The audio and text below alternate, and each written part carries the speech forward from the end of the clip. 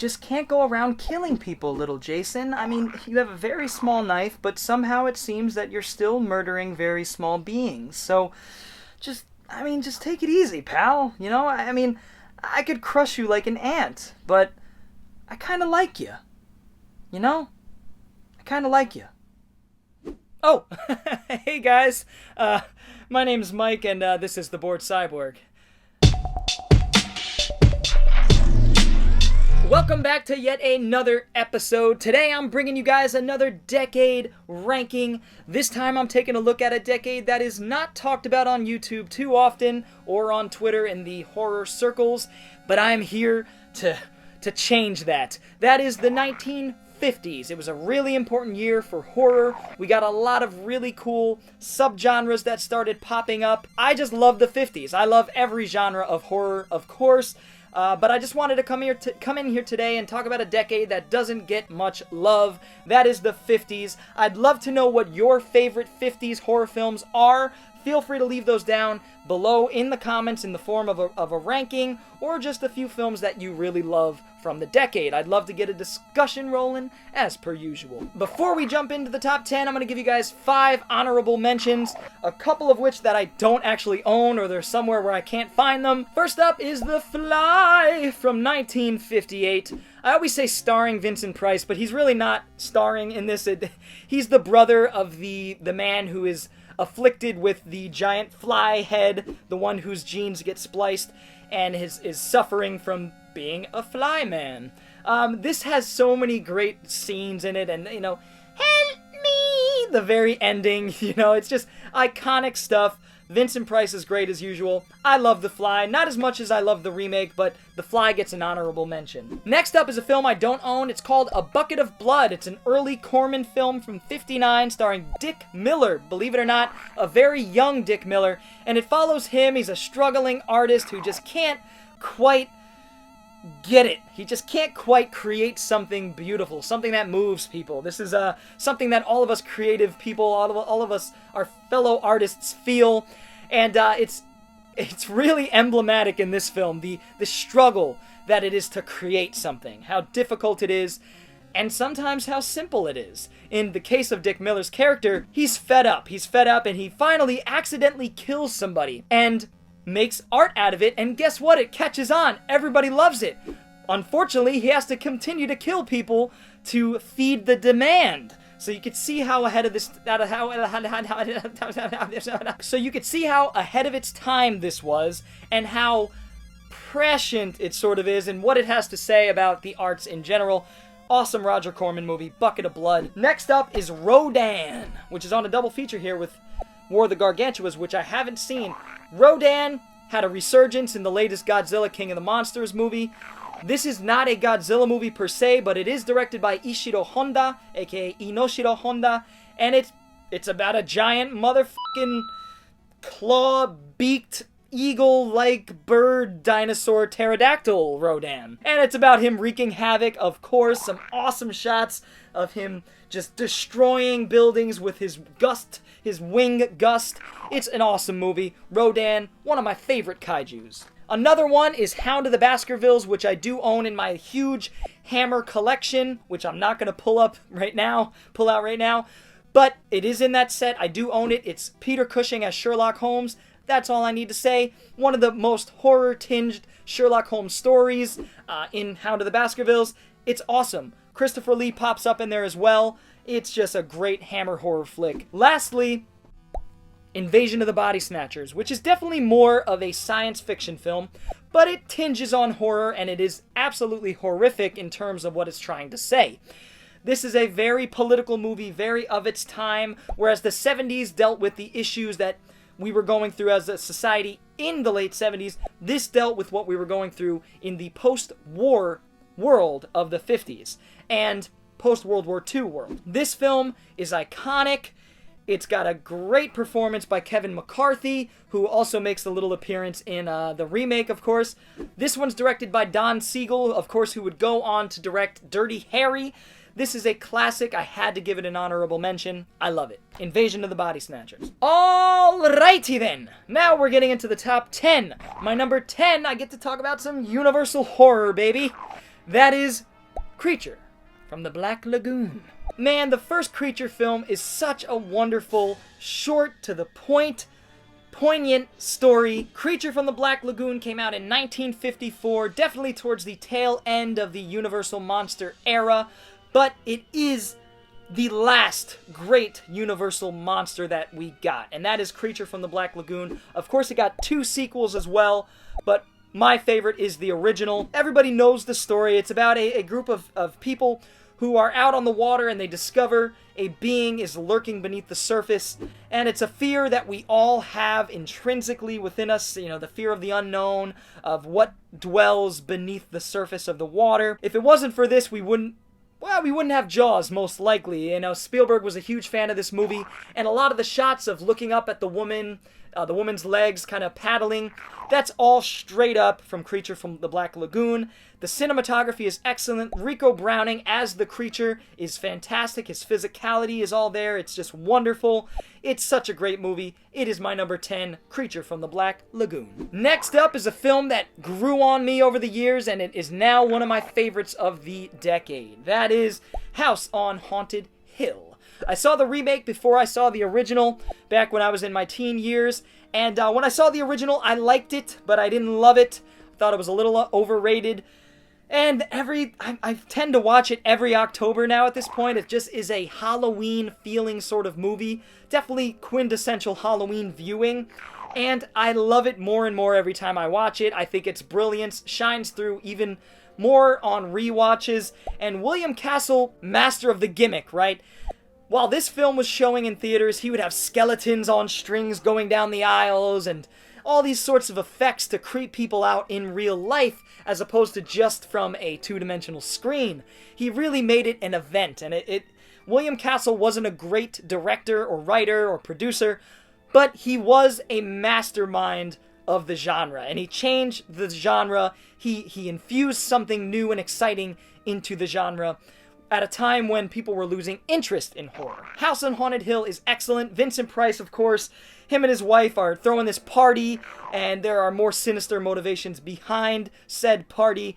Things get increasingly weirder for the crew of people, and the twist is great. Not going to say what it is. Check out House on Haunted Hill. Next up, I get to talk about Hammer 2, baby! Curse of Frankenstein. How can you not count this as one of the best horror films from the 50s? First Hammer horror film in color, with blood and with beautiful women with low-cut dresses. This changed the genre, folks. You gotta understand how important this film and another film I'll be talking about shortly were to the genre, to reinvigorate it, to start to transmutate it into something that would continuously be evolving over the decades. Hammer was making stuff in the 30s like Phantom Ship that leaned horror with Bela Lugosi, but it wasn't until 57 with Curse of Frankenstein where they brought it into full, beautiful Technicolor, hired 2 of the most talented thespian actors in the genre that ever existed, Peter Cushing and Christopher Lee. Such a match made in heaven. The Curse of Frankenstein is excellent. One of my favorite Frankenstein films of all time, hands down. It is my number 8. The next one up may prove to be a controversial pick. That is Tiki, the Immortal Monster. I think this film is leagues better than The Blob. Sue me. I don't think The Blob is a very good film. I get it. It's campy. It's maybe aware of itself. It encapsulates a time period, an era. Steve McQueen looks like he's 35 and he's playing an 18-year-old. I don't know. I just don't buy it too much. Obviously, the effects are phenomenal, excellent, unbelievable. I love them, but guess what? Tiki does it all better. Tiki came out in 1959, so right on the coattails of The Blob, and it's directed by Riccardo Freda and Mario Bava. Mario Bava, of course, is one of the greatest directors in the genre of all time. Blood and Black Lace, Black Sabbath, Black Sunday, and Tiki. He co-directed. He also did all the special effects. He was also an effects man. He did the effects for his own films.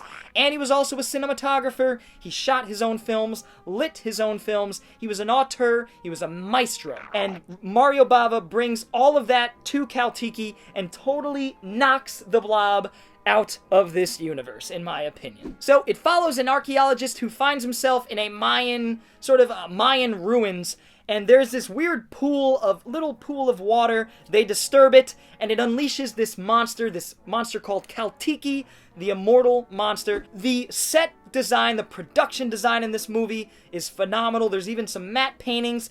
The effects work is even better than The Blob, in my opinion. The way The Blob moves and morphs and just kind of jostles around and jiggles around, it's creepy, it's awesome, it's in black and white, so it really evokes all of those classic horror feelings.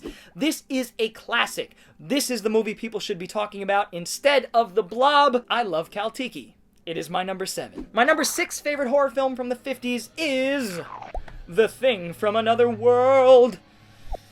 God, I love this movie.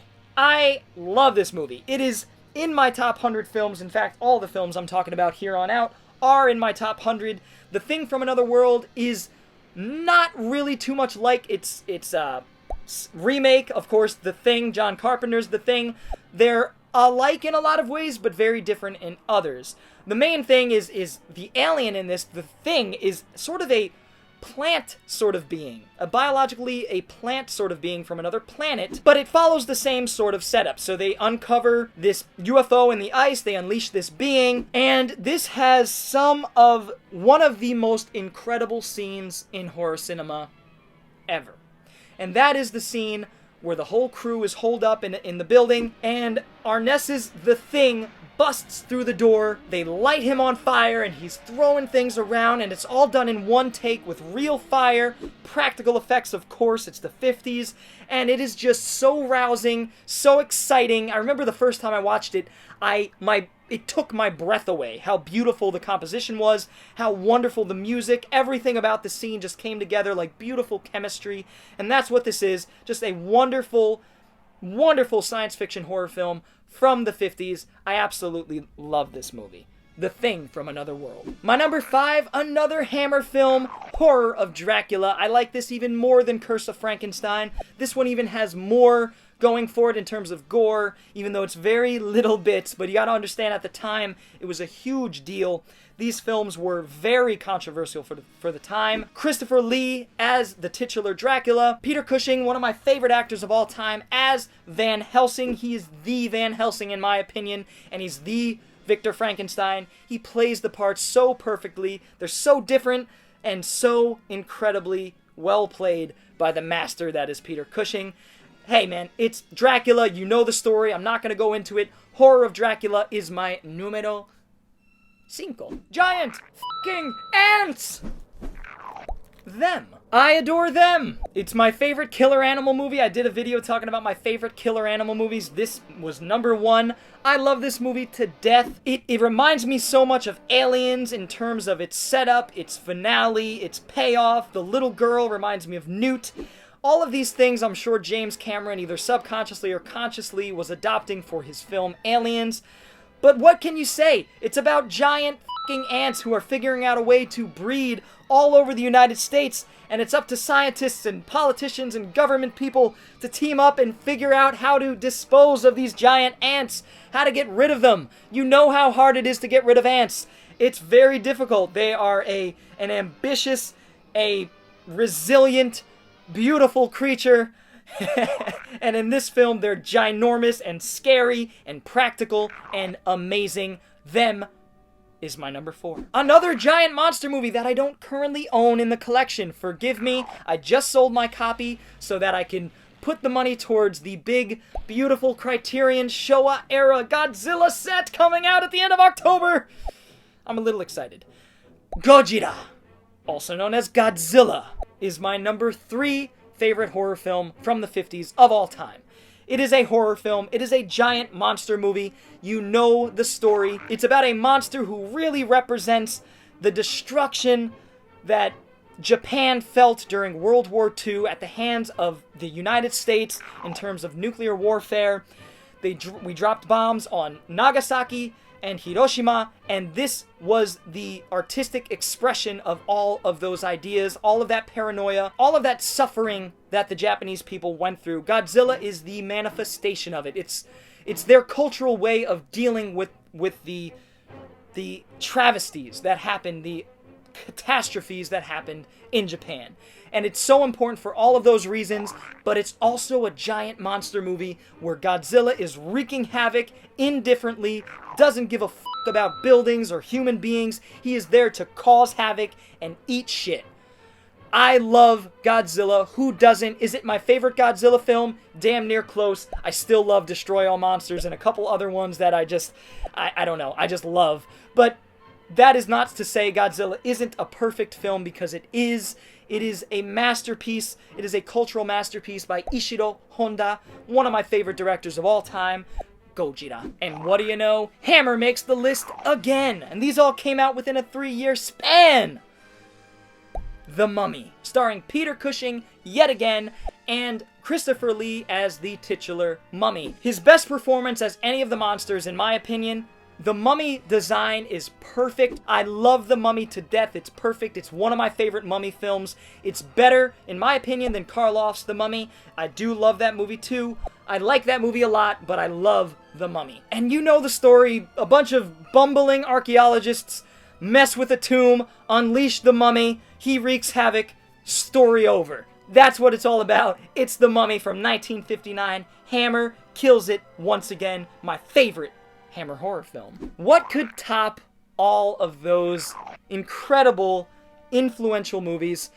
It's a movie that I've only seen a couple times, and that's all I needed to see it to judge it as one of my favorites of all time. That is The Tingler. And William Castle makes another appearance on the list. This is a William Castle film through and through. I would die to have lived through this being in theaters. So, The Tingler follows a mad scientist played by Vincent Price, who is trying to find the essence of the chill, of that shudder we get, the goosebumps that we get when we are scared. He's trying to find the essence of that. And he does so. It happens to be a creature that lives symbiotically with our spinal cord, that causes us to feel frightened, to have goosebumps, to shiver in fear. You know that tingle you get whenever you're scared, whenever you're in a situation in real life or watching a movie that you don't feel too comfortable and you just feel that instinctive tingle. That's what The Tingler is all about, baby. This movie, at the time it was in the theaters, William Castle had rigged the seats, not every seat, but very random seats, with a buzzer to give them a small electrical shock. Again, this could never happen today. But when The Tingler was on screen, it was zzz, zzz, and it would kind of give them a quick jolt of electricity to kind of freak them out.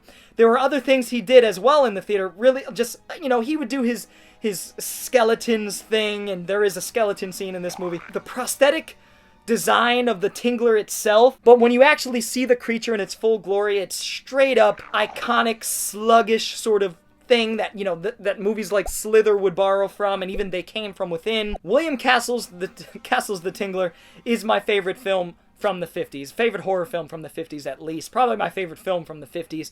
There's a great sequence that, it's a black and white film, but there's a great sequence where they use color, and in this case the color red for blood, and it stands out so well. It's such a cool stylistic choice for the time that this came out, which was 59, of course. So, 59.